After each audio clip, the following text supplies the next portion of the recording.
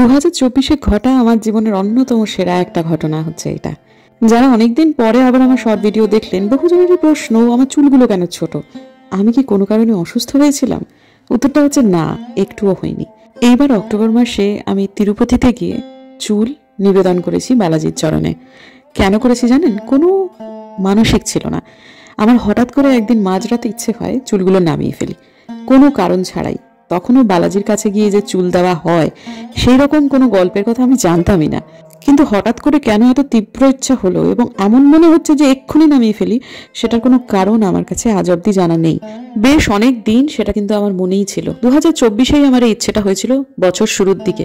তারপর হঠাৎ করে সার্চ না করেই একদিন ইউটিউবেতে শর্ট ফিডে একটা ভিডিও আসে কেশ দান সম্পর্কিত। সেই ভিডিওটা দেখি, কিন্তু তারপর সে সম্পর্কিত আর কোনো ভিডিও আমি আর সার্চ করিনি। আমার তখন ইউটিউবেতে আমি অন্য জোনে ছিলাম, অন্য কন্টেন্টের ভিডিওর ব্যাপারে আমি খুব বেশি আগ্রহী ছিলাম। পরের দিন একটা ম্যাজিক ঘটে।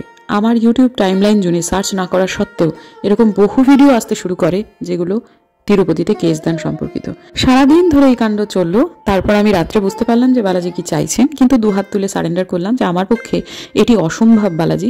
তুমি যদি আমাকে কোনোভাবে টেনে নিয়ে যেতে পারো তবেই এটা সম্ভব, কারণ আমার একার পক্ষে সেখানে পৌঁছানো সম্ভব নয়। আমাকে আমার পরিবারের সাথেই যেতে হবে এবং তারাও এতটাও ধার্মিক নয় যে এই কাজের জন্য তারা আমাকে সেখানে নিয়ে যাবে। কিন্তু অক্টোবর মাসেই একটা ম্যাজিক হলো। আমরা পুজোর সময় ঘুরতে যাব পরিকল্পনা করছিলাম, জায়গা নিয়ে একটু দ্বিধায় ছিলাম। শ্বশুরমশাইকে না নিয়ে যাব সেটা তো হয় না। ওনাকে বলাতে উনি বললেন, যাব যদি আমাকে তিরুপতি নিয়ে যাস, আমার কিছু কাজ বাকি রয়েছে। সেইবার আমাদের প্ল্যান হলো মাইসোর এবং তিরুপতি যাওয়ার।